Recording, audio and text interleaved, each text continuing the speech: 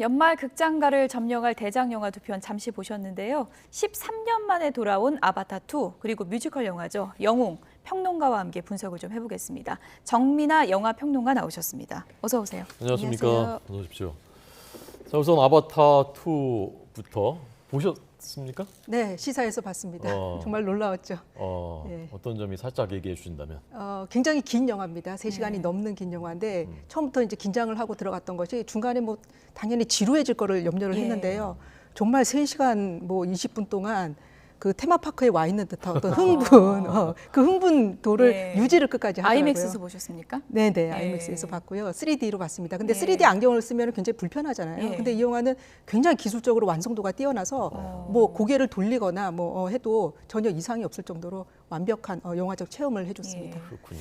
제임스 카메론 감독이 한국을 찾았는데 3시간 넘는 러닝타임에 대해서 그러니까 굉장히 가성비가 좋은 영화다 이렇게 또 소개를 하기도 했던데요. 기술적으로 뭐 1편도 사실 좀 놀라웠었는데 훨씬 더 완성도가 높아진 건가요? 그렇죠. 13년 동안 아무래도 CG 기술이 훨씬 더 이제 발달을 하게 됐고요. 터미네이터 2가 개봉했던 90년대에 굉장히 놀라운 CG 기술을 보였는데 지금 보면은 어쩐지 좀 어색하잖아요. 그렇죠. 근데 아바타 1도 아마 그런 느낌이 듭니다. 근데 그것을 완전히 상쇄하는 뭐 완벽한 기술적인 선물을 해주고 있죠. 지금 보여드리고 있는 게 예고편인 거죠? 아바타 2 예고편이죠? 네. 지금 만들고 있는 메이킹 영상인 것 같은데요. 메이킹 영상. 네. 3시간짜리 대작 잠시도 눈을 뗄 수 없었다라는 정민아 영화 평론가님의 설명입니다. 카메론 감독이 뭐 얘기한 게 있다면서요? 네. 제임스 카메론 감독이 한국을 찾아서 영화 이제 주제에 대한 질문이 많이 있었는데 어떤 얘기를 했는지 먼저 좀 듣고 오겠습니다. The oceans are very important to me as a diver, as an explorer. I've spent thousands of hours underwater. I love the ocean. I love what it means to us, kind of symbolically, even subconsciously. You know, I think we all know that the ocean is kind of our mother. It's where life came from. It's what moderates life on this planet, makes life possible for us. But that said, I think the film is an adventure first and foremost. It's a family story, first and foremost. It's a drama. It's an emotional story. It's not a film that beats you over the head with its message, but I think it does make you feel. I think it makes you feel more than it makes you necessarily think about it in terms of it doesn't tell you what to do. It just asks you to feel something for the oceans. And then maybe, at least for a few people, that may translate into action. But they've been part of a family. Even a few people who maybe don't have a family wish they did, or think they wish they did, you know, because families aren't easy. Families are difficult. This is a love letter to family and how family makes you stronger. 이 물이라는 게 사실 이제 생명의 원천이고 종교적으로는 물이 갖는 그 철학적인 메시지. 즉 듣고 나니까 그런 부분에 대한 좀 기대가 생기는데요. 네, 영화적으로는 뭐 바다, 물 하면은 삶과 죽음의 어떤 메타포로 많이 기억을 하고 있거든요. 근데 그 제임스 카메론이 본인이 직업이 2개라고 얘기를 하더라고요. 수중 잠수부, 그다음에 영화 감독. 그만큼 물에 대한 어떤 애착과 관심과 타이타닉도 연결되네요. 네, 타이타닉도 연결되고 어비스라는 작품이 있었습니다. 지금 최근에 또 어비스에 대한 관심도 굉장히 높아지고 있는데요. 이 영화는 특이하게도 그 한국 영화가 갖고 있는 어떤 가족에 대한 어떤 메시지 있잖아요. 이거를 잘 담고 있어서 굉장히 동양적인 느낌이 들기도 하거든요. 그 가족에 대한 이야기는 어쩌면 그 서사적으로 족쇄이기도 하고 또 하나의 큰 장점이기도 하는데요. 이 영화에서는 가족을 굉장히 강조를 하면서 그 특히 이제 Z세대 중심으로 이제 기후 위기에 대한 어떤 경각심이 굉장히 일고 있잖아요. 그래서 완벽한 어떤 친환경 영화라고 생각을 해도 될 것 같습니다. 네, 그러니까요. 1편만 기억하는 분들은 1편에서는 러브 스토리가 다뤄졌잖아요. 네, 숲을 테마로 했죠. 예. 근데 이제 아이들을 낳고 네. 이제 그 가족이 이제 이루는 네. 그런 나비족들의 모습을 다루는 건가요? 네네. 그래서 예. 아이를 낳는데 예. 뭐 꼭 피로 연결된 어떤 가족 공동체가 아니고요. 입양을 하거나 인간 아이를 뭐 데리고 있거나 하는 식으로 어떤 예. 애정 공동체. 그다음에 우리가 그 팬데믹 이후에 가족의 중요성이 특히나 강조가 되고 그 홀로 사는 것이 아니고 연대한다는 의미에 대해서 크게 우리가 이해를 하게 됐잖아요. 그런 점이 이 영화에 많이 반영이 되고 있습니다. 예. 네. 가족, 뭐 친환경 뭐 이렇게 되면 이제 영화가 좀 가르치려고 하면 관객들이 좀 불편해질 수도 있고 좀 지루해질 수도 있고 이제 그런 우려가 있는데 그런 건 없다는 말씀이신 거죠? 그런 면이 사실 좀 있죠. 왜냐하면은 그 시각적으로 굉장히 다채롭기 때문에 네. 서사는 아무래도 조금 단순한 어떤 교훈적인 이야기를 담고 있거든요. 특히나 전편에서도 그 지구가 외계 행성을 그 침략을 하면서 벌어지는 여러 가지 갈등들을 다루고 있잖아요. 그것은 마치 백인 나라들이 식민지를 개척했던 그 시절의 어떤 죄책감을 반영한다고 예. 생각을 하거든요. 이 편에도 이제 그런 점이 반영이 되어 있습니다. 그래서 지구인들은 그 악당으로 그려지고 나비족은 굉장히 선하고 자연 친화적으로 살아가는 어떤 자연의 인종으로 그려지는 어떤 이런 이분법적인 구도가 살짝은 좀 단순하게 느껴지기도 합니다. 네. 지금 이제 화면으로 보니까 판도라 행성을 이제 다시 영화관에서 볼 수 있다는 생각만으로도 상당히 설레는데 제임스 카메론 감독의 집념에 대해서 얘기를 안 할 수가 없을 것 같아요. 저 판도라 행성의 모습, 나비족의 이런 모습들이 뭐 8살 때인가 9살 때 스케치로 완성된 화면이라면서요. 네, 어렸을 때부터 뭐 이렇게 만드는 걸 좋아하고 그림을 굉장히 좋아했다고 예. 하더라고요. 그러면서 굉장히 많은 소설들을 읽으면서 상상력을 발휘를 했는데 그 제임스 카메론은 크게 이제 두 가지 소재에 집착을 하는 경향이 있습니다. 예. 우주와 물의 세계. 그렇군요. 근데 그것이 다른 것이 아니고 그 물의 어떤 세계를 면밀히 관찰하다 보면 우리가 모르는 생명체들이 굉장히 많잖아요. 그것이 마치 미래에서 온 SF적인 느낌을 보여주고 있거든요. 그런 점에서 우주와 물은 맞닿아 있다고 생각을 하는데요. 굉장히 꼼꼼하고 완벽주의적인 감독이죠. 이 한 편을 위해서 13년을 할애를 했다는 것은 뭐 대단하다고밖에 얘기할 수 없습니다. 13년 동안 이것만 만들었나요?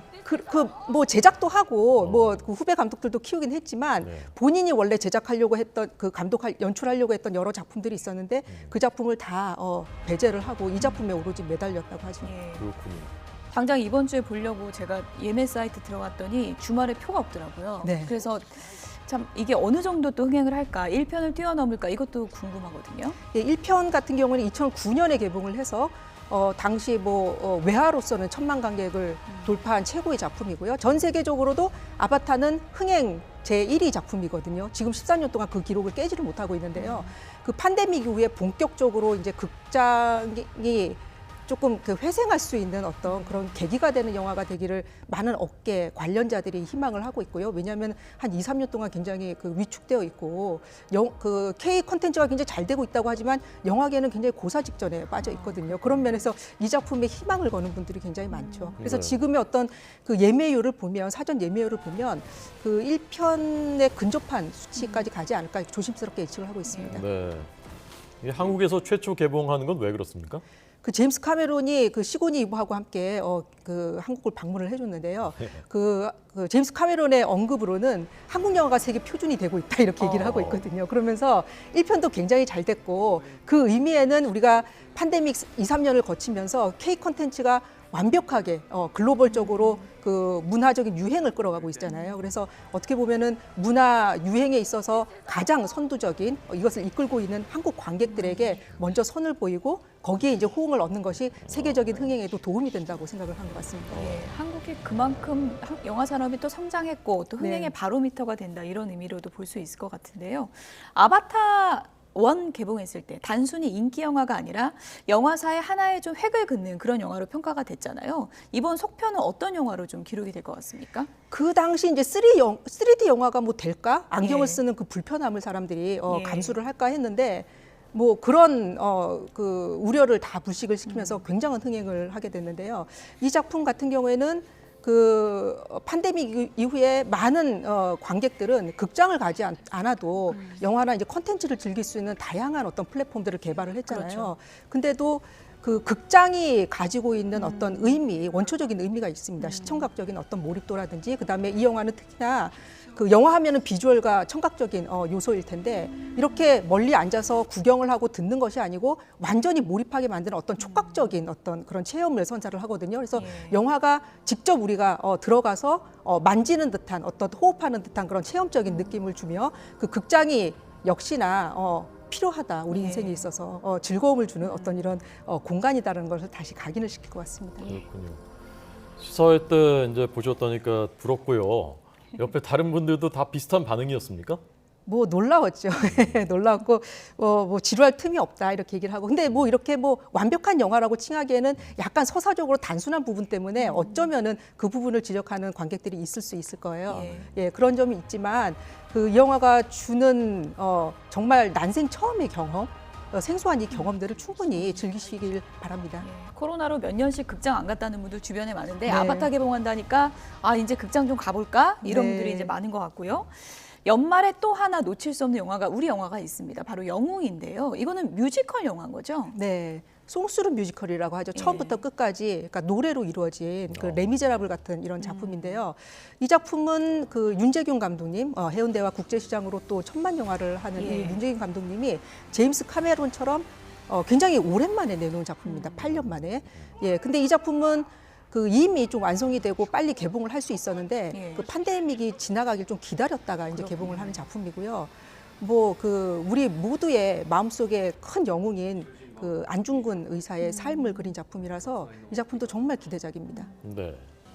자, 정성화 씨가 안중근입니다. 정성화 씨. 정성화 씨 얘기 잠깐 들어보겠습니다. 아직까지도 우리는 안중근 의사의 유해를 찾지 못하고 있습니다. 거기 대사 중에서 내가 죽거든 나의 뼈를 하얼빈 공원 곁에 묻어두었다가 조국이 해방되면 고국으로 안장해 다오라는 대사가 있거든요. 마지막으로 유언을 하는 대사예요.